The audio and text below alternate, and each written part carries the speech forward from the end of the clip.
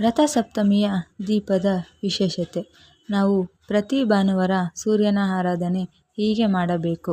ಬೆಳಗ್ಗೆ ಎದ್ದು ಮನೆಯ ಬಾಗಿಲನ್ನು ಶುದ್ಧಗೊಳಿಸಿ ಎಂದಿನಂತೆ ಅರಿಶಿನ ಕುಂಕುಮದಿಂದ ಅಲಂಕರಿಸಿ ಹೀಗೆ ದೀಪ ಹಚ್ಚಬೇಕು.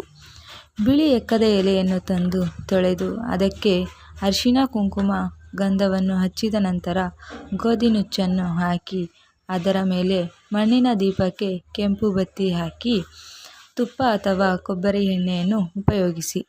ಭಾನುವಾರ ದಿನದಂದು ಈ ರೀತಿ ಮಾಡುವುದರಿಂದ ನಮ್ಮ ಮನೆಯ ಒಳಗಡೆ ಯಾವುದೇ ತರಹದ ನಕಾರಾತ್ಮಕ ಶಕ್ತಿಯು ಬರುವುದಿಲ್ಲ. ಸಕಾರಾತ್ಮಕ ಶಕ್ತಿಯು ವೃದ್ಧಿಯಾಗಿ ನಮ್ಮ ಜೀವನದಲ್ಲಿ ಯಶಸ್ಸಿನ ಬದುಕು ನಮ್ಮದಾಗುತ್ತದೆ. ಸೋಮವಾರ ಬೆಳಗ್ಗೆ ಕೈ, ಕಾಲು, ಮುಖ ತೊಳೆದು ಎಕ್ಕದ ಎಲೆ ಮತ್ತು ಗೋಧಿ ನುಚ್ಚನ್ನು ಯಾರು ತುಳಿಯದ ಜಾಗದಲ್ಲಿ ಹಾಕಿ, ಇಲ್ಲದಿದ್ದರೆ ಅರಳಿ ಮರದ ಬುಡದಲ್ಲಿ ಹಾಕಿ